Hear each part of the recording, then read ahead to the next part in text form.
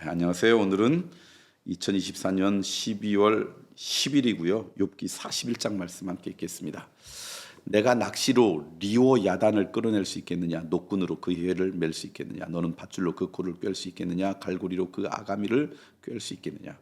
그것이 어찌 내게 계속하여 간청하겠느냐? 부드럽게 내게 말하겠느냐?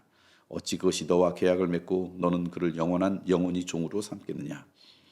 내가 어찌 그것을 새를 가지고 놀듯 하겠으며 내 여종들을 위하여 그것을 메어 두겠느냐? 어찌 장상꾼들이 그것을 놓고 거래하겠으며 상인들이 그것을 나누어 가지겠느냐? 내가 능히 많은 창으로 그 가죽을 찌르거나 작사를 그 머리에 꽂을 수 있겠느냐? 내 손을 그것에게 얹어보라. 다시는 싸울 생각을 못하리라. 참으로 잡으려는 그의 희망은 헛된 것이니라. 그것의 모습을 보기만 해도 그는 기가 꺾이리라. 아무도 그것을 격돌시킬 만큼 담대하지 못하거든 누가 내게 감히 대항할 수 있겠느냐? 누가 먼저 내게 주고 나로 하여금 갚게 하겠느냐? 온 천하에 있는 것이 다 내 것이니라. 내가 그것의 지체와 그것의 큰 용맹과 늘름한 체구에 대하여 잠잠하지 아니하리라. 누가 그것의 겉가죽을 벗기겠으며 그것에게 겹체가를 몰릴 수 있겠느냐? 누가 그것의 턱을 벌릴 수 있겠느냐? 그의 둥근 이틀은 심히 두렵구나. 그의 질비한 비늘은 그의 자랑이로다. 튼튼하게 봉인하듯이 닫혀 있구나. 그것들이 서로 달라붙어 있어 바람이 그 사이로 지나가지 못하는구나. 서로 이어져 붙었으니 능히 나눌 수도 없구나. 그것이 재채기를 한즉 빛을 발하고 그것의 눈은 새벽의 눈꺼풀 빛 같으며 그것의 입에서는 횃불이 나오고 불꽃이 튀어나오며 그것의 콧구멍에서는 연기가 나오니 마치 갈대를 태울 때 솥이 끓는 것과 같구나. 그의 입김은 숯불을 지피며 그의 입김은 불길을 뿜는구나. 그것의 힘은 그의 목덜미에 있으니 그의 앞에서는 절망만 감돌 뿐이구나.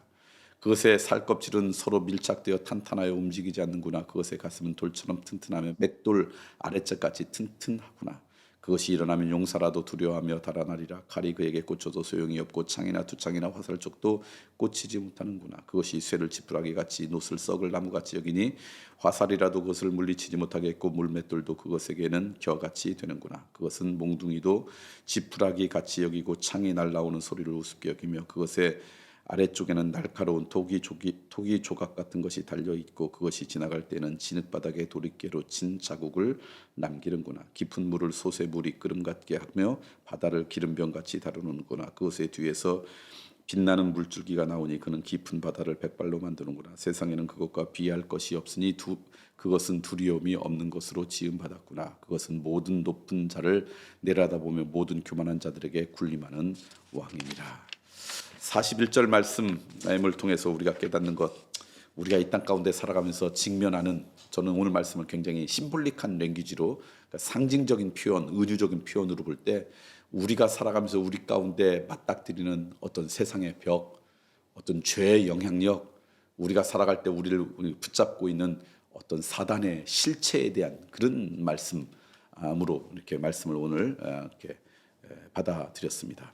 오늘 말씀 보니까 우리가 맞닥뜨릴 세상, 죄의 질서, 죄의 영향력은요, 어둠의 영향력은요, 우리의 상상보다 훨씬 크다. 그게 이제 오늘 주신 말씀이에요. 우리가 이길 수 있는 존재가 아니다. 우리의 능력으로 죄의 영향력을, 죄의 공격을 이길 수 있는 존재는 아무도 없다. 그것을 오늘 말씀을 좀 깨달아라. 그런 간절한 하나님의 마음이 이곳에 담겨져 있습니다. 그러니까 오늘 말씀 보니까 이렇게 해요. 그것을 내가 이길 거라고 하는 희망은 헛된 것이다. 그러니까 내 스스로 죄를 이길 수 있어. 내 스스로 사탄의 유혹을 이길 수 있어. 헛된 것이라는 거예요. 나는 하나님이 도우시지 않으면 이길 수 없는 연약한 존재라는 걸 좀 깨달아라. 어떤 사람들이 이 세상에 무너지나 봤더니 내가 모든 죄의 공격으로부터 이길 수 있어. 이런 사람이 주로 무너져요. 우리는 주님의 보호 아래 있을 때만 강건한 사람이지 주님의 보호하심 바깥에 있으면 다 무너질 수밖에 없는 연약한 인생이라는 걸 좀 우리가 받아들여야 돼요.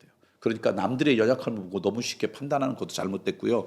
남들의 연약함 보고 비난하는 것도 잘못됐어요. 나도 그 상황이 되면 얼마든지 무너질 수 있다는 마음을 가지면 그 사람을 향해서 긍휼의 마음을 가질 수 있고 자비로운 마음을 가질 수 있어요. 이게 우리의 믿음의 사람들이 가져야 될 그런 마음이다라고 하는 것입니다.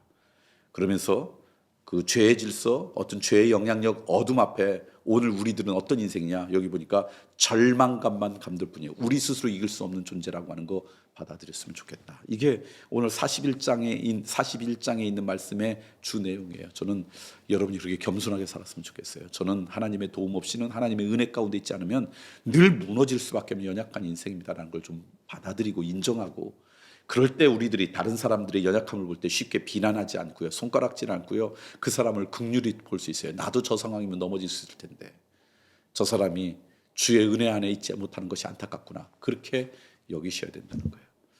저는 오늘 우리의 연약함을 하나님 앞에 솔직하게 고백하고 내가 스스로 어둠을 이길 수 있다는 그런 어떤 헛된 희망 거기에 빠지지 않고 그 앞에서 절망감 가운데 살아가는 인생이 아니라 그럴수록 하나님을 의탁하는 믿음 가운데 살아가는 복된 하나님의 백성이 되기를 간절히 축원합니다.